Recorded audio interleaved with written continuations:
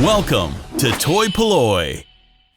Hello and welcome to toy-polloi, and today we are looking at the second release from Super7's Micronauts toy line.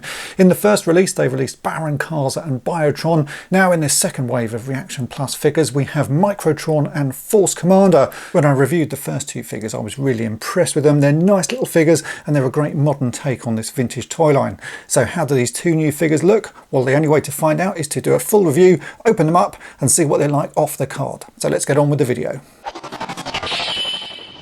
Right, so what do we have? Well, we have two new figures from Super7. These are Reaction Plus figures, and these are the second wave of figures in their Micronauts toy line, and they are a reworking of the vintage toy line that were produced by Mego. And if you're a fan of the Japanese Microman toy line, the ones produced by Takara over there.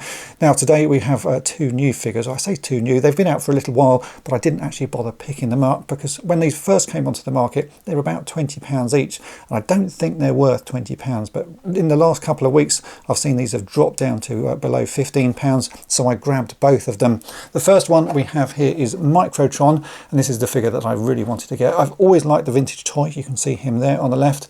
I always thought it was a really nice toy, lots of sort of fun things to do with him. You could remove limbs and swap him about and make a Micronaut time traveler sit in his head. It's just a really fun toy, and I think this modern version does look really rather nice. You can see here we get the figure, we get the little sort of screw attachment that sits in the front. That's always been a bit dubious because it does look a bit strange. I'll show you that on both of the versions later on, my original one and this one. The card art is really lovely. You've got a nice image of Microtron there. A little bit of detail, so it says Microtron, the diminutive robot attendant. If we turn it over, there is images of the four figures in the line so far, which is Baron Karza, Biotron, Force Commander and Microtron.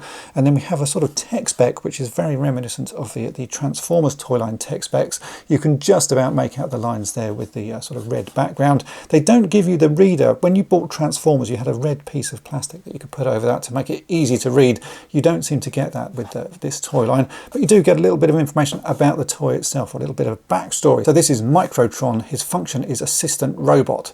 Microtron has been Princess Marie's diminutive robot attendant since her birth. He is equipped with an interlingual translator. He never abandons her while she joins the underground and the Micronauts fighting Baron Karza. So there, yeah, that's what he's all about. A very nice figure though on the card. In a moment we will open these up, but let's take a look at Force Commander. So Force Commander is a sort of reworking of Baron Karza, and he always was like that. When you had the vintage figures, Baron Karza and Force Commander, the body parts of them are exactly the same. It was only the head that had changed, and that is exactly the same with this one. So if I bring in the Super7 Baron Karza, you can see that is basically the same figure, but just in white plastic. Same sort of details on the card as the last one. A really nice image of the Force Commander there. He is the leader of the Micronauts, and again if we turn it over it shows the images of the other figures that you can get, and again we have the tech specs which gives a little bit of information about Force Commander. So function, Prince of the Homeworld.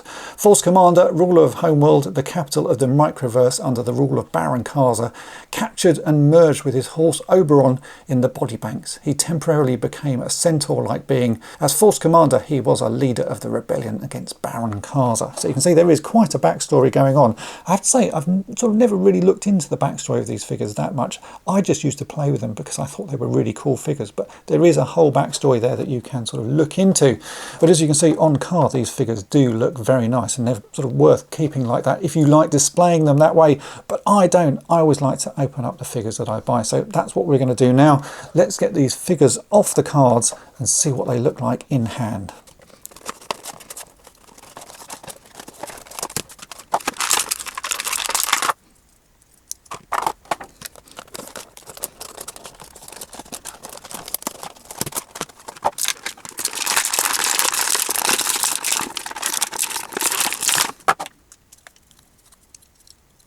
And here they are out of the packet, and I have to say straight away they are really nice figures, just like the first wave of these.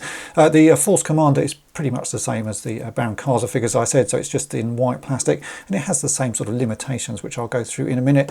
Older Microtron here though is absolutely fantastic. I really love this figure straight away. He's got so much articulation, he's got so many movable bits and bits that pop off. I think that one is going to be my favourite of the sort of figures so far. I didn't think I'd like him so much, but I have to say straight away he is really lovely. So let's take a closer look at Force Commander. So this is the Force Commander. Commander figure, and as I've said a few times, it's basically the Baron Karza figure, just with a different head and made in white plastic. So he has the same sort of issues that the Baron Karza figure has. This is an O-ring based figure, so it's got quite a lot of mobility. You can move his pelvis around, you can move his legs around. They've got knee joints. They don't have ankle joints, but they do have sort of an upper elbow joint, so you can rotate the arms like that, but then you can also twist the arms. We have a head joint as well that just enables you to rotate the head. The backpack is detachable, which is pretty good because you can swap those with some of the other figures. And otherwise, yeah, it's pretty much the same as this figure. So if you want to see what my thoughts were on this figure, then watch the Baron Karza review. He basically is a nicely posable figure. Little bit of limitation there on the pelvis, just because his legs are slightly larger at the top, so you can't rotate the legs out particularly far, and you can't fully put him in a seated position. But otherwise, it is a very nice figure, and I do like the fact that this is made with an O-ring construction, which makes him pretty posable, and he does look really good if you pose him next to Baron Karza. So yeah, he's a really good figure, really nicely made. Same limitations as the original Baron Karza figure, but that doesn't detract from him at all. I think it's a very nice figure and one well worth getting. But let's take a look at Microtron, because that one really is a lovely little toy. And here we have Microtron, and he's a really lovely figure. He feels really nice. He's just about the right size. He's a lot smaller than the vintage original version, and actually feels a little bit more sturdy, because the vintage one has lots of bits and limbs that you can sort of remove and sort of rearrange. This one does have a few bits that you can sort of swap around, but on the whole, the rest of it is really well held together. So he comes with 3 accessories that are the drill bit at the front, which you don't have to position there, but I've always positioned it there on mine. I think even the packaging used to show that. It's a little bit maybe controversial, just because it does look a little bit suggestive there. We also have these wheels on the side of his arms, which can be detached, and that gives you the sort of base figure of Microtron. And we can then take a look at all of the articulation that he has. So we can rotate the head around. The arms, certainly the shoulders, have a ball joint on them, so you can rotate those fully around. We also have an elbow joint, which is something the original toy didn't have. The original toy just had the arms in that sort of 90-degree position like that. We then have a waist joint, which is a new feature, so we can rotate his sort of waist and upper body around separately. And then we have the little tyre tracks on the bottom, which just rotate about one pivot point there, and the tyre tracks themselves don't move. On the original toy, the tyre tracks are actually controlled by a motor, and he would roll along, so the tyres are made out of rubber. But as you can see, it's a very nice figure, and there are lots of little holes on him, which means that you can swap the position of these weapons around, so you can drop them in sort of various slots. We've got 4 on the front, and we've got 1 on the back. So if we wanted to, we could drop one of those on the back and make him look like he's got a propeller or something like that. Or we can even swap in the Force Commander's weapons as well. Those all fit in these holes. So there is some sort of universal connectivity between all of these figures, that you can swap bits around on them, which is what the original Micronauts toy line was all about. The fact you could swap pieces and swap parts and make your own vehicles. Now, the original Microtron did come with a few extra accessories that this one doesn't have. There was an alternate head that you could swap in to make him look, I guess, a little bit more evil. The top of the head also opened up so that you could fit a time traveller on there. It actually turned into a little seat, and he came with a little hooked weapon as well that would hold in his hand.